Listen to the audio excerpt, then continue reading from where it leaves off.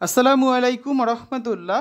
সুপ্রিয় শিক্ষার্থীবৃন্দ, mechanical engineering চ্যানেলের পক্ষ থেকে তোমাদের সকলকে জানাচ্ছি আন্তরিক শুভেচ্ছা। এই ভিডিওটা তৈরি করছি সপ্তম শ্রেণীর শিক্ষার্থীদের জন্য। 2025 সালের সপ্তম শ্রেণীর গণিত বইয়ের চতুর্থ অধ্যায় বীজগণিতীয় রাশির গুণ ও ভাগ এর 10 নম্বর পর্বে আজকে আমরা দেখব পৃষ্ঠা 63 এর অনুশীলনী 4.2 এর কাজের সমাধান। শিক্ষার্থীরা, এই ভিডিওটির ডিসক্রিপশনে এবং পিন কমেন্টে প্লেলিস্টের লিঙ্ক দেওয়া আছে, সেখান থেকে তোমাদের যার যে বিষয়ের ভিডিও দরকার খুব সহজেই দেখে নিতে পারবে।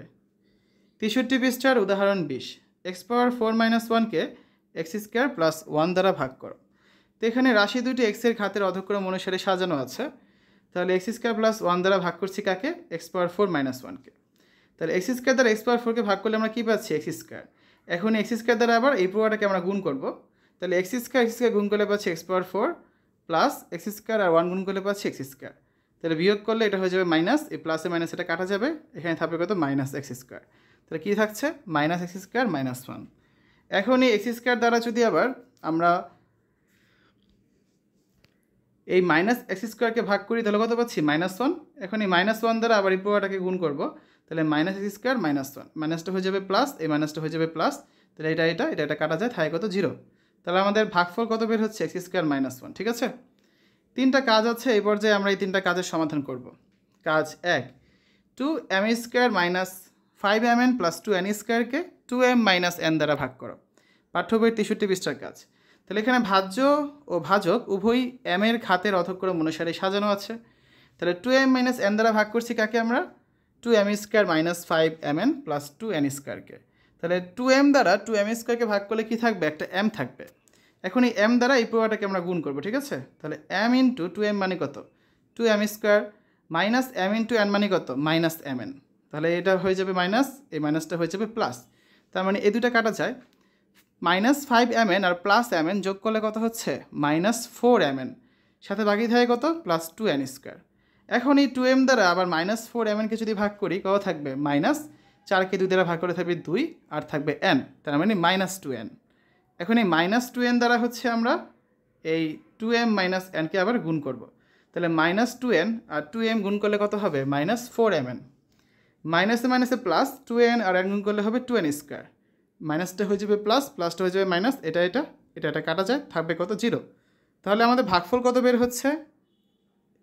m - 2n। অতএব নির্ণয় ভাগফল m - 2n। কাজ 2 দেখো, a power 4 + a² b² + b power 4কে a² - ab + b² দ্বারা ভাগ করো। তাহলে এখানে ভাজ্য ও ভাজক উভয়ই এর ঘাতের অধক্রম অনুসারে সাজানো আছে।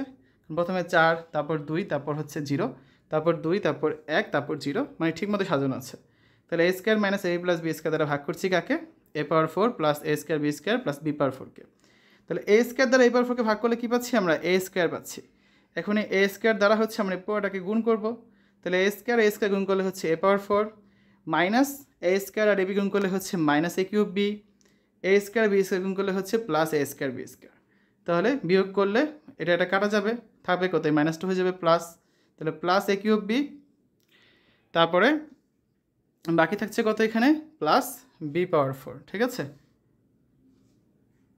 কারণ এই +a² b² এটা হয়ে যাবে মাইনাস, -a² b² কাটা যাবে। তাহলে এখন এই a² দ্বারা যদি আবার a³ b-কে ভাগ করি, কি থাকছে? এটা ab থাকছে। তাহলে এখন এই ab দ্বারা হচ্ছে আমরা এই পুরোটাকে গুণ করব। তাহলে ab আর a² গুণ করলে হচ্ছে a³ b, ab আর -ab গুণ করলে হচ্ছে -a² b², ab আর b² গুণ করলে হচ্ছে +ab³। তাহলে এই মাইনাসটা হয়ে যাবে প্লাস, এই প্লাসটা হয়ে যাবে মাইনাস। তাহলে এটা কাটা যায়, থাকবে কত? +a² b² -ab³, এই যে +b পাওয়ার 4। এখন আবার এই a² দ্বারা ভাগ করবো কাকে? a² b²কে। ভাগ করলে থাকছে শুধু b²। তাহলে এখন b² দ্বারা হচ্ছে পুরোটাকে আমরা গুণ করব। তাহলে a² b² গুণ করলে হচ্ছে a² b² মাইনাস ab আর b² গুণ করলে হচ্ছে -ab³, আর b² b² গুণ করলে হচ্ছে +b পাওয়ার 4। এটা হয়ে যাবে মাইনাস, এটা হবে প্লাস, এটা মাইনাস, এই সবগুলোই কাটা যাবে। তাহলে থাকবে কত? ভাগশেষ 0। তাহলে আমাদের ভাগফল কত পেয়েছি আমরা? a² + ab + b²।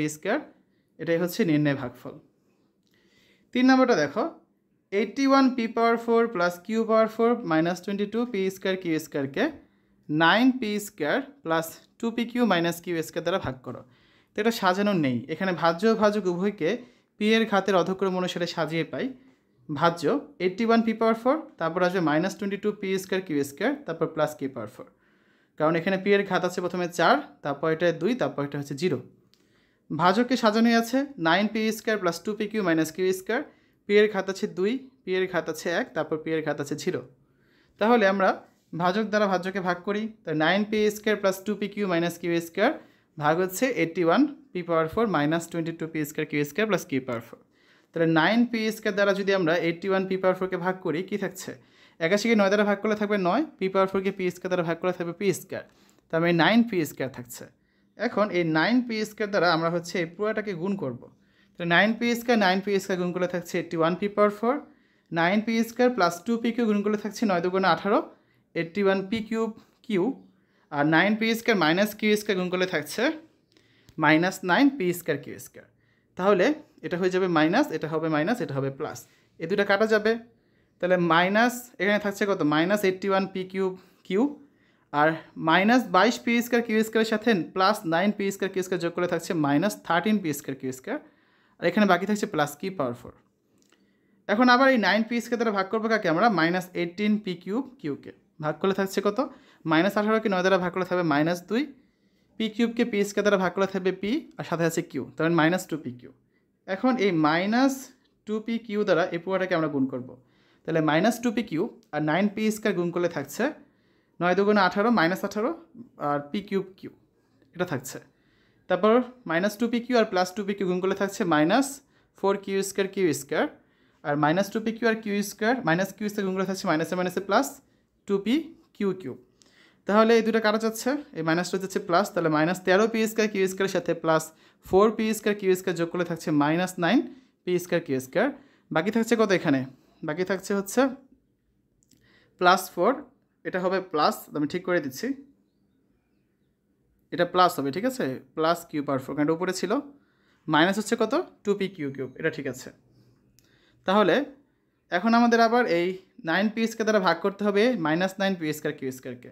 তাহলে 9 পি স্কোয়ার 9 পি স্কোয়ার কাটা যায়, থাকে কত? Minus Q square. তাহলে এখন এই মাইনাস কিউ স্কোয়ার দ্বারা আবার এই পুরোটাকে হচ্ছে গুণ করতে হবে।